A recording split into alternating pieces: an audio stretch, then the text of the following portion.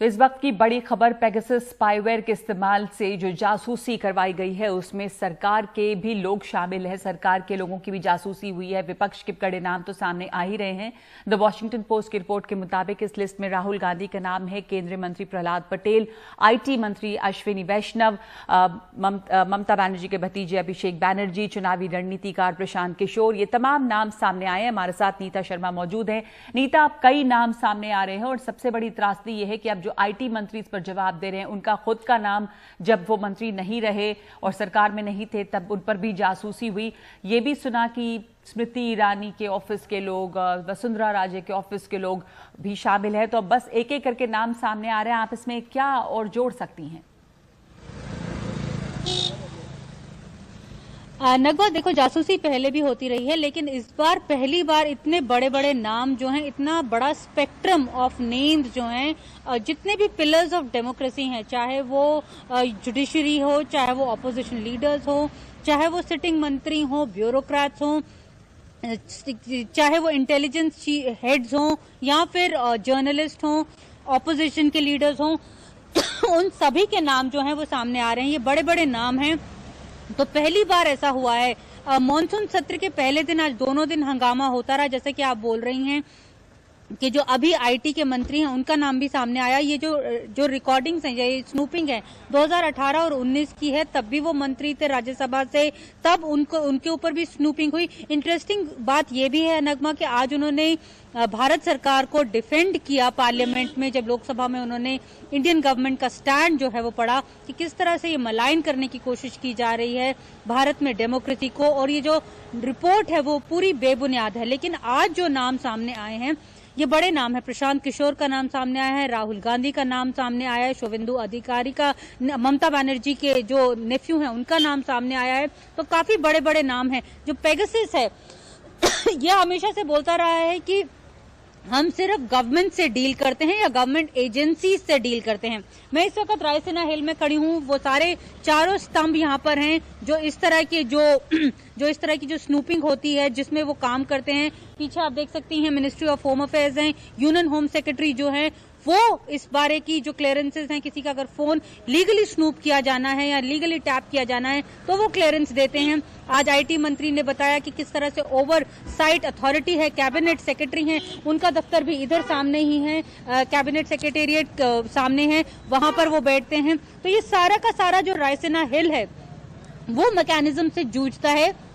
लेकिन दिलचस्प बात यह है कि रिपोर्ट की अगर माने तो इनमें से भी कई अफसरों के जो नाम है वो स्नूपिंग में सामने आएंगे। अकबा जी, बहुत सारे अफसरों के नाम हैं और लगातार नए नाम आ रहे हैं। पत्रकारों के नाम हैं, the Indian Express, Hindu, Mint, तमाम तरह के अखबारों के नाम सामने आए हैं जिससे जुड़े पत्रकारों की भी जासूसी की गई है। और कांग्रेस ने आरोप लगाया है कि भारतीय जनता पार्टी का नाम बदल के भारतीय जासूसी पार्टी रख देना चाहिए। अशोक लवासा का नाम इसमें आया है। तो एक एक करके ये नाम सामने आ रहे हैं। अब आपको बता दें कि फ्रांस की जो एजेंसी है उसने ये रिपोर्ट तैयार की है और उसके बाद उसने मीडिया संस्थानों से संपर्क किया अलग अलग देशों में, और ये लिस्ट जो है वो छपी है। हिमांशु शेखर हमारे साथ जुड़े हुए हैं। सरकार का ये कहना है, या डिफेंस आईटी मिनिस्टर ने कहा कि ये बेबुनियाद है, पर पेगासस जो एनएसओ बनाती है इजराइल की एजेंसी, वो लीगली सरकारों से ही डील करती है, ऐसा कहा है। सबको जानकारी है इस बात की। इसको मतलब कितना आसान होगा हिमांशु सरकार को ये कह देना कि ये बेबुनियाद है और अंतर्राष्ट्रीय साजिश है मॉनसून सत्र के पहले सत्र को डिरेल करने की? देखिए, मुझे लगता है कि मुश्किल होगा, क्योंकि करीब 300 भारतीय नाम हैं जो डाटा लीक हुआ है, जिसकी पूरी जानकारी पहले फ्रांस की जो नॉन प्रॉफिट मीडिया कंपनी है फॉरबिडन स्टोरीज उसके पास है। उसके हिसाब से लिस्ट बहुत लंबी है। और अगर आप देखें जो द वायर ने भी जो रिपोर्ट किया उसमें यह कहा गया है कि राहुल गांधी के कम से कम 5 दोस्त थे, उनके फोन भी टारगेटेड लिस्ट में थे, और साथ ही जो उनके 2 करीबी एड थे उनको भी टारगेट किया गया था इस पूरे प्रक्रिया के दौरान। और इससे ऐसा लगता है कि राहुल गांधी का जो इनर कोर था, जो उनकी कोठरी थी, जो सबसे करीबी दोस्त थे, जो सबसे करीबी राजनीतिक सलाहकार थे, उनको भी टारगेट किया गया है। और ऐसा लगता है कि बहुत ही प्लान तरीके से किया गया। राजनीतिक तौर पर आप देखिए जो समय है इसका बहुत महत्वपूर्ण है नगमा। 2018 से 2019 के बीच में in run up to Lok Sabha elections उस वक्त इन फोन्स को टारगेट किया गया। ये वो वक्त था जब राहुल गांधी विपक्ष को एकजुट करने की कवायद में जुटे थे। ये वो वक्त था जब राहुल गांधी कांग्रेस की जो लोकसभा चुनाव की रणनीति थी उसको तैयार करने में अहम भूमिका निभा रहे थे। ये वो दौर था जब राहुल गांधी महत्वपूर्ण भूमिका निभा रहे थे कि कांग्रेस पार्टी अपने उम्मीदवारों का चयन कैसे करे, कहां पर किसे उम्मीदवार बनाया जाए, रणनीति कैसी हो, चुनावी रणनीति कैसे हो, मुद्दे क्या हो। ये बहुत ही सेंसिटिव पीरियड होता है किसी भी राजनीतिक दल के लिए, जो आखिरी साल होता है लोकसभा का।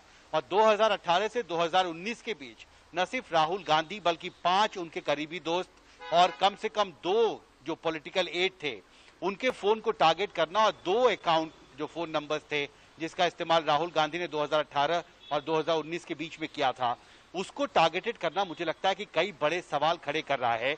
और ये निश्चित तौर पर यह मामला कांग्रेस पार्टी संसद में उठाएगी और अब देखना बहुत महत्वपूर्ण होगा कि सरकार जो अब तक इसे बेबुनियाद और तथ्यहीन बताती रही है वो अब इस पूरे मसले पर आगे क्या स्पष्टीकरण देती है, क्योंकि सवाल बड़े होते जा रहे हैं। जैसे जैसे नए नाम सामने आ रहे हैं नगमा, जो सवाल है इस पूरे विवाद में वो सवाल बड़े होते जा रहे हैं। और अब ये सवाल उठ रहा है कि इतने बड़े स्तर पर टारगेटेड तरीके से महत्वपूर्ण लोगों के बारे में जानकारी अगर इकट्ठा करने की कोशिश की गई तो किसके कहने पे इजरायली कंपनी एनएसओ ग्रुप ने इन लोगों को टारगेट किया, और अगर उन्होंने कोई प्रोफेशनल सर्विस प्रोवाइड की थी सर्विलेंस की तो उसका पेमेंट किसने किया। मुझे लगता है बहुत सारे अनसुलझे सवाल हैं और जैसे जैसे नए नाम और बड़े नाम सामने आ रहे हैं मुझे लगता है सरकार की मुश्किलें बढ़ सकती हैं, क्योंकि अब संसद में विपक्ष जो है वो इस मसले को उठाने की कोशिश कर सकता है कल।